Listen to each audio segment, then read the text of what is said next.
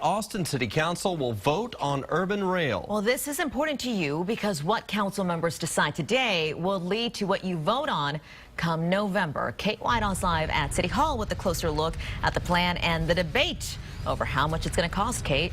There's certainly a debate, Sally. Good morning. Yeah, today City Council is going to look on whether to approve the current urban rail plan. And if they approve it, then they have until August to set the bond on how they're going to help pay for the $1.4 billion rail system. Now, you may know the plan calls for urban rail to run from ACC Highland through UT, the New Dell Medical School, across the lake, and over to Riverside Drive, ending at Grove Boulevard. The 9.5-mile route has been much debated, but several grassroots organizations that were formed initially in support of urban rail plan to show up today at City Council, encouraging them to vote against the current plan.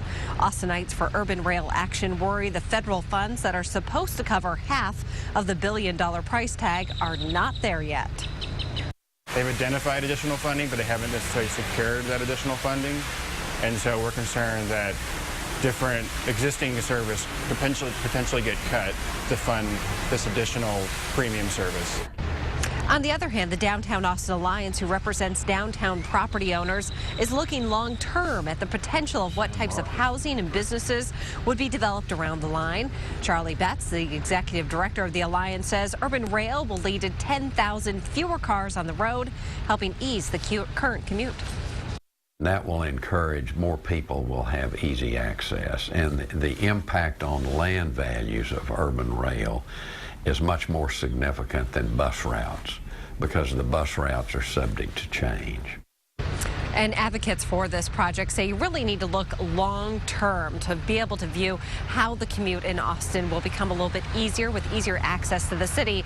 But in the meantime, those who are against it say some of their big concerns are if this phase is not a hit with commuters, then the next 3 phases will not be constructed. Others don't like the route. They would like it on Guadalupe and Lamar. And others don't believe that the urban rail is going to solve the traffic headaches on I-35 and Mopac. Either way, if council approves this today, but the discussion on the pros and cons will likely continue all the way up till November when voters decide whether or not they want to pay for urban rail. We're live outside Austin City Hall. Kate White, KXAN News. Kate, have they decided, have they worked out the numbers of what urban rail could actually cost the taxpayers, though? They've worked out initial numbers. They haven't set the exact numbers. They'll do that when they set the bond language on August 7th.